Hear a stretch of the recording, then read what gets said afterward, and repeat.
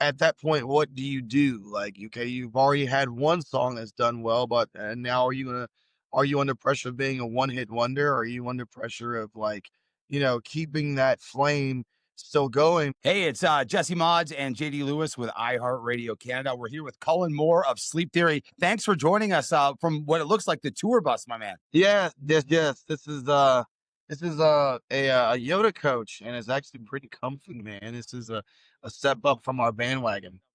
Awesome. We've been getting to know you and your band a lot more recently, and you guys are on tour right now with Papa Roach and the Used. As far as we can tell, this is like, some of your first times having like a real stint here in Canada. What are some of the stereotypes, that you learned about Canada before you guys came out on this tour? Well, honestly, I haven't really learned any stereotypes, Well, I truthfully. see the Tim Hortons in the background there. So obviously, that's our coffee that we drink here.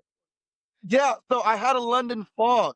I had a London fog. I was on the bus yesterday. I'm always the last person to sleep. I have this really, really bad sleep schedule. I'll go to sleep at like 8 a.m., 9 a.m., and I wake up at like 4 p.m. or whatever. Tim Hortons, I was like, whatever. I'm going to order like a breakfast sandwich. And I got on and I saw that they had like these different coffees. I was like, whatever. Like, I'll get this. And it said London fog. I was like, I don't know what a London fog is, but it sounds kind of good.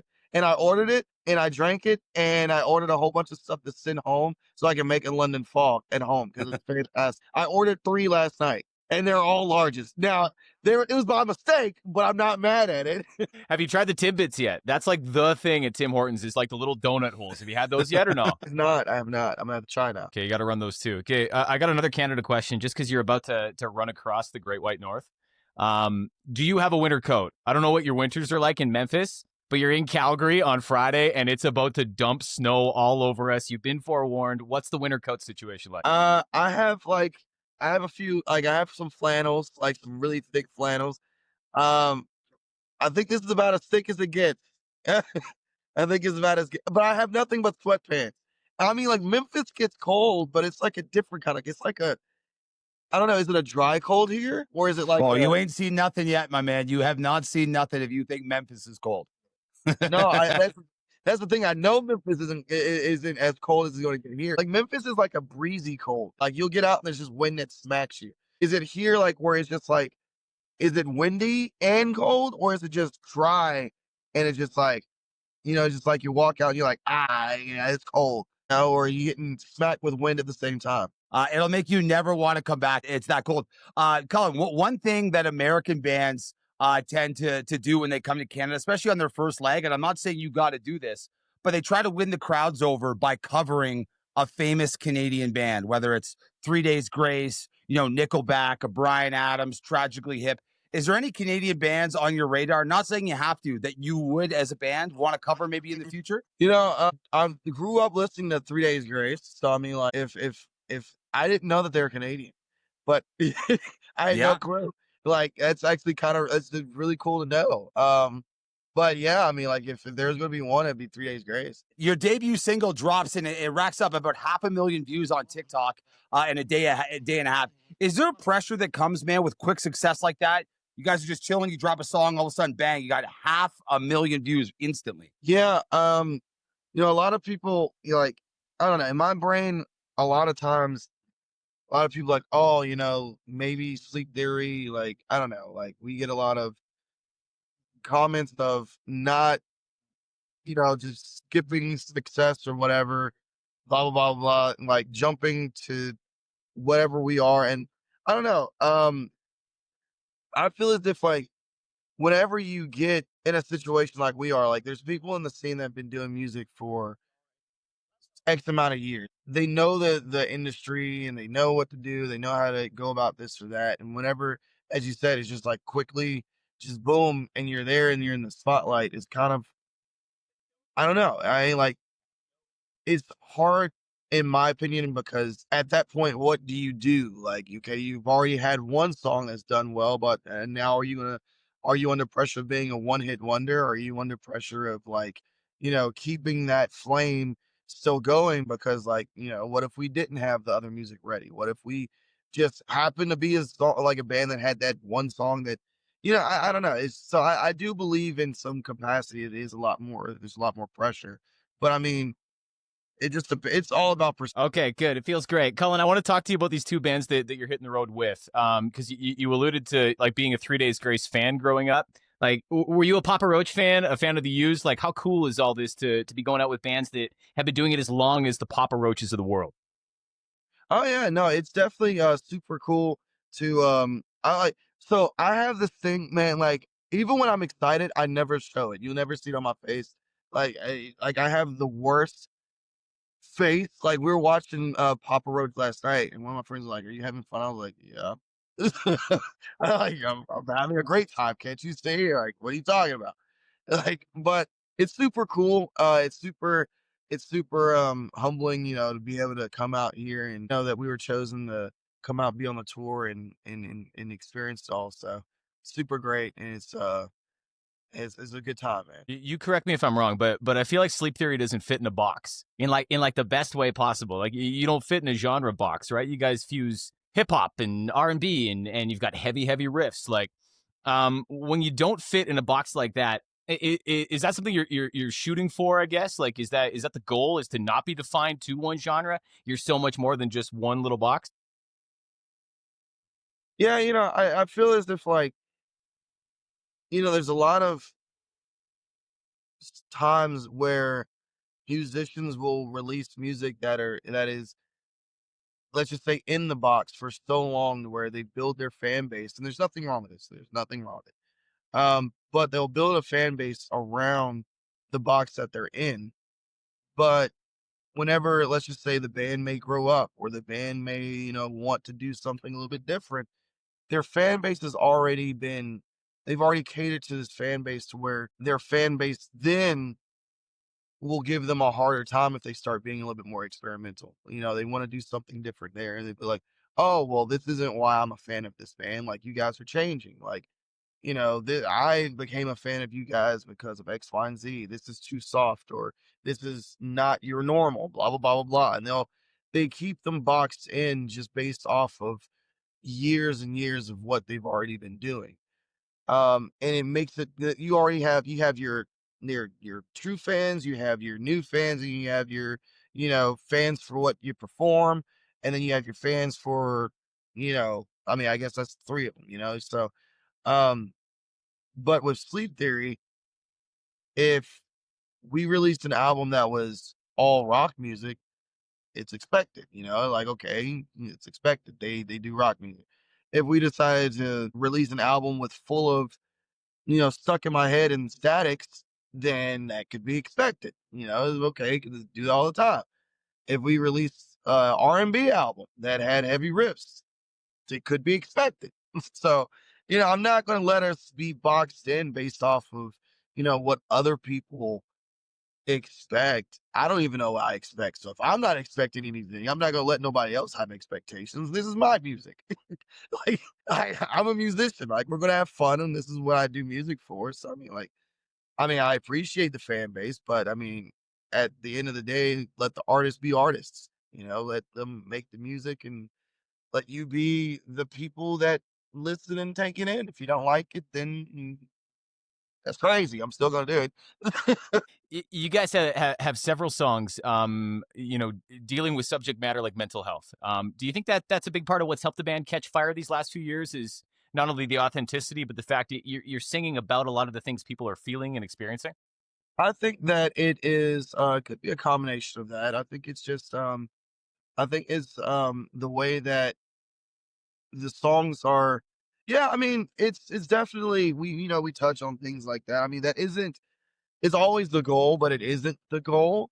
I never want to push any matters on anybody, and it's good to definitely, touch on things where I think it's mostly we just try to write things that are relatable, whether it's like more love or a heartbreak and or like experiences. Like, let's, for example, Gravity. Everybody's definitely had a girl that they were interested in, but they were with a sucky boyfriend. And, hey, look, we all thought like, man, I could do better than that guy. And so, like, yeah, we could talk about that. God or stand. Hey, dude, we've been in these situationships. So you just sticking around or you getting out of here, bro. I didn't know. So it's just a combination of things that people we find relatable. Like everybody can say, yeah, I've experienced that. You've followed in your father's footsteps in a couple different respects, but Oh yeah. your dad was very musical too. Did you know you always wanted to be a musician? Like, was that something you wanted to emulate, or did that just kind of end up happening, Cullen? A video of him, he made a music video with my mom, and at that, like, of course, it was like a little VHS music video, but I mean, in my mind, it was like that was it. That was Michael Bay, and it was super cool, man. It was super cool, and I just knew at that moment, I was like, yeah, this is what I'm after. Hey, Cullen, I just wanted to get your thoughts, man. You guys are going on this big tour right now with Papa Roach and the Used, and you're in the opening slot, right? And a lot of times people be like, oh, what time's the headliner on? And they don't necessarily make plans to get there early. For anyone that's never experienced your guys, live music, or, you guys just as a band that's going to discover you for the first time on this tour, what are your fans in for? Like, why should our listeners get to those shows early to make sure that they don't miss Sleep Theory? It's definitely, I mean, like we definitely. I don't want to say anything cliche, like, oh yeah, we bring the energy, yada yada yada. I mean, it's definitely like as a front man, I genuinely enjoy engaging with the fans, um, uh, in all the ways that I can. So like, I'll be on stage, and anybody that I can see, or like, if they get my attention, I immediately, like, I'm on stage, I don't care, but I'm gonna respond to you. Like, I'm gonna talk to you. I'm on stage. Yeah, I mean, I am a loose professional, I guess you could say. Like, I'm gonna crack jokes. People get up and they crowd surf. If I see somebody fall in the middle of a song, I'm laughing. It's a very, and I do it all the time. I kid you not. I see people falling, it's great. I'm like, I check on them. I make sure they're good. But I mean, you gotta find the comedy in things, man. You gotta find the fun in life. Life ain't that serious. But it's I like the engagement. So I mean, like I said, loose professional, but um I like to say it's very what's the word I'm looking for? It's just natural, it's a very natural performance. I'm not gonna I don't wanna go by any kind of what's the word? Like a script of what I mean, obviously there's things that we do to make the performance flow, and there's things that, but like every performance, to me, there's a new engagement every time. And I mean, everybody could say the same thing, but I mean, like, I feel like I'm doing it a little bit more different where I don't know. I don't know. I don't know how to explain it. You've toured relentlessly the last year or so, and if the upcoming itinerary is any indication, you're not going to slow down. Does it get easier being on the road as much as you are, bro? Like, this much travel, this much seeing the world, this many shows. Like, does it Uh, get easier? Is it hard? What's it I like? just show up. I'll be honest. I mean, like, I kind of, I don't think too much. I don't like to think too much. It'd be nice to be home. Um, and I mean, like, we definitely got to get in so we can keep working on the next album. So, I mean, that's probably the biggest thing. But um, I don't know. I don't like to think too much about whatever we're doing. It's kind of like a ongoing thing where people be like, "Oh, where you going next?" They're like, "I don't know." Like, "Oh, like you don't know what city you're." I have no clue what city we're in right now. I have no clue, and it's You're not on your way to because Kelowna. where are we at, Paula?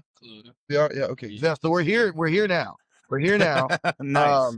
I have no, like, I don't, because, and then we'll get to venues, and I won't know like what venue it is, or what the size or anything like that sort is. And I'm getting to I like to, I ramble a lot. Hold on one moment. Well, never mind. But I tend to, okay, it's just a whole party in here now. Yeah, it's Tramp. Anyway, I don't like to pay too much attention to all the things happening, because then in my brain, like, it becomes more of like maybe a task, or maybe this or that. If it's just always you just show up and you just do it, and then you just kind of at I don't know. You, like I said, people be like, "Oh, how big is the venue?" I don't know. Like, I don't care if it's 10 cap or if it's 10,000 or whatever. If I start thinking about the size of venues, it becomes a thing where it's just like expectations of the next thing. So like, uh, whenever I think of touring, if I'm always like, oh man, we've been on the road so much, like this or that, or like, oh, we're going here and that, and like it becomes more of a task, and it becomes more of a constant thought in my brain that maybe we are touring a lot, or maybe I'm not home a lot. And I know we aren't home a lot. And I've told our manager, I'm like, man, we got to get home and, have some time off. But I don't like to dwell on it. I don't like to think about it too much because it will become more of it just becomes more of a thing to complain about. Or I wouldn't say complain, but um, talk about it or murmur or whatever, be like, oh man, I'm tired. Or like, I just don't think about it. I just show up. Well, Cullen Moore of Sleep Theory, very excited to see you guys on this cross Canada tour with the Used and Papa Roach. Best of luck the way through, man, and we look forward to seeing what you guys put out next. Thank you. Thank you. It was a pleasure being here.